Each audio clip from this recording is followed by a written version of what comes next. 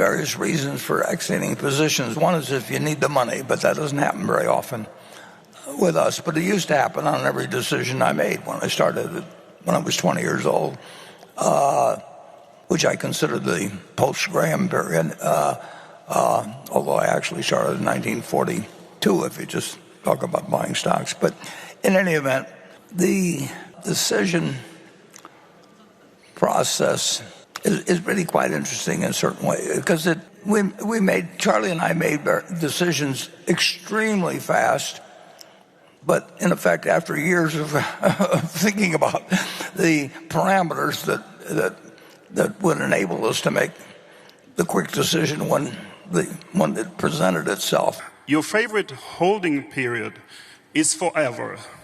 Holding American Express or Coca-Cola for decades. Berkshire recently went in and out of Markel, and you, I believe, sold and later bought Oxy. But can you maybe, to us, give examples of your thought process when you exit positions? Thank you. And, people have speculated on how I've decided to really put a lot of money into Apple. And for a reason, I can't. One thing that Charlie and I both learned a lot about was consumer behavior. That didn't mean we thought we could run a furniture store or anything else, but we did learn a lot when we bought a furniture chain in Baltimore, and we quickly really realized that it was a mistake. But having made that mistake made us smarter about actually thinking through what the capital allocation process would be and how people were likely to behave in the future with department stores and all kinds of things that we wouldn't have really focused on. So we learned something about consumer behavior from that. We didn't learn how to run a department store. Now, the next one was See's Candy, and See's Candy was also a study of consumer behavior. We didn't know how to make candy. There were all kinds of things we didn't know. But we've learned more about consumer behavior as we go along. And that sort of background, in a very general way, led up to a study of consumer behavior in terms of Apple's products. And in that case,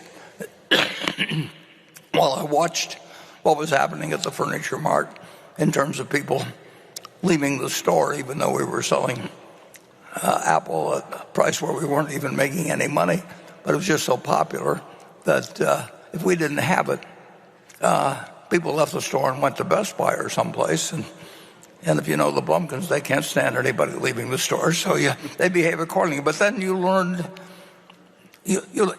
that had to interest you in the brand. And then you had a million different inputs. But I think the psychologists call this apperceptive mass, but there is something that comes along that takes a whole bunch of observations that you've made and knowledge you have, and then crystallizes your thinking into action, big action in the case of Apple. And there actually is something which I don't mean to be mysterious, but I really can't talk about. But it was perfectly legal, everything, I'm sure of that. But it just happened to be something that entered the picture that took all the other observations, and I guess my mind reached what they call apperceptive mass, which I really don't know anything about. I know the phenomenon when I experience it, and that is. We saw something that I felt was, enormously underpriced. Maybe I've used this example before, but if you talk to most people, if they have an iPhone and they have a second car, the second car costs them $30,000 or $35,000, and they were told that they never could have the iPhone again, or they could never have the second car again. They would give up the second car, but the second car cost them 20 times what the iPhone did. So now people don't think about their purchases that way, but I think about their behavior.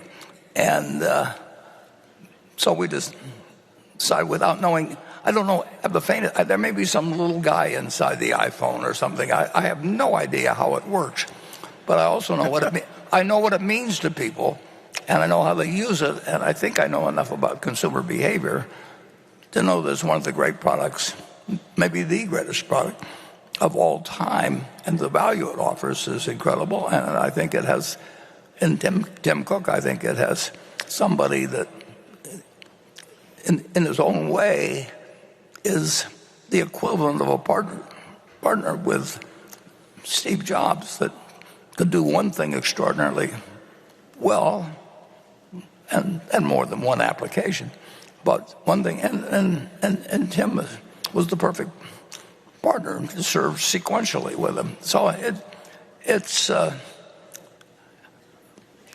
you sort of know it when you see it. I actually saw it with Geico when I went there in 1950. I didn't know exactly what I was seeing, but Lorimer Davidson on a Saturday in 4 hours taught me enough about I understood what auto insurance was, and I knew what a car was, and I knew what people went through people's minds. You know, I knew they didn't like to buy it, but I knew they couldn't drive without it. So that was pretty interesting. But he filled in all the blanks in my mind as I sat there on that Saturday afternoon. And, every now and then it happens. Why do you have this? The person you met, there are all these different potential spouses in the room, and then something happens that you decide that this is the one for you. I think was it Rogers and Hammerstein that Some Enchanted Evening wrote about that. Well, our idea of an enchanted evening is to come up with a business, Charlie and me, and there is an aspect of knowing a whole lot and having a whole lot of experiences, and then seeing something that turns on the light bulb, and that will continue to happen, and I hope it happens a few times to you, but you can't make it happen tomorrow, but you can prepare yourself for it happening tomorrow, and it will happen sometimes. Hey, Warren, Yep. he mentioned Oxy, which I think is a great example. Yeah.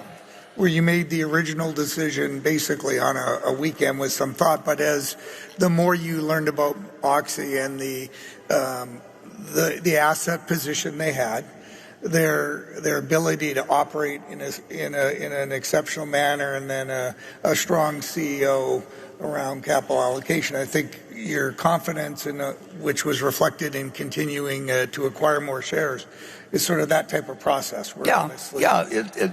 It's exactly to the point. I mean, I just learned more as I went along. I learned enough. I'd heard of Occidental Petroleum. Occidental Petroleum happens to been a descendant, not a descendant, but it's a continuation of City Service, which was the first stock I bought. And of course, I knew a lot about the oil and gas business, but I didn't know anything about geology, and so I knew the economics of it. I had a lot of various things stored in my mind about the business, but I never heard of Vicky until I guess it was a Friday or a Saturday, and we met on Sunday morning and we made a deal. But that was one sort of deal, and then as time passed, all the kinds of different events happened, and Icon came in. I mean, there are a million things you couldn't predict at the start, and I formed certain opinions as I went along. But then I learned more as I went along, and then at a point when I heard an investor call that Vicky was on. it put things together for me in a way. It didn't mean I knew I had a sure thing or anything like that. I don't know what the price of oil was going to be next year. But I knew that it was something to act on. So we did.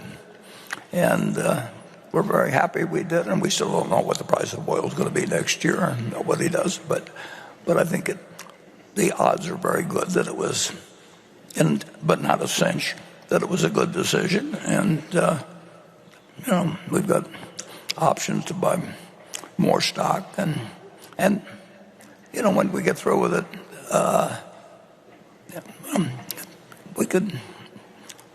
it could be a worthwhile investment for Berkshire. And we're in it. And we're in it for keeps. And there are other things that we own that we aren't in for keeps. Incidentally, I should just throw this out there since there's been speculation on it. We've sold. I was 100% responsible for the Paramount decision. I read speculation that one of either Ted or Todd had some involvement in that. No, it was 100% my decision. And we sold it all, and we lost quite a bit of money, and that happens in this business too. But actually owning Paramount made me think even further.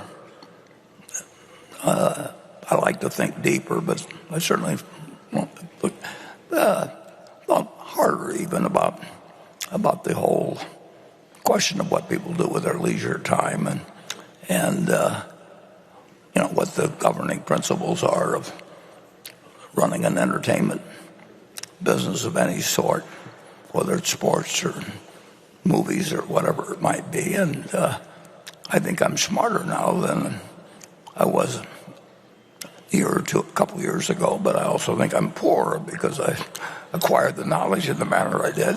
But if I just want to be very clear that A, we lost money on Paramount, and B, I did it all by myself, folks.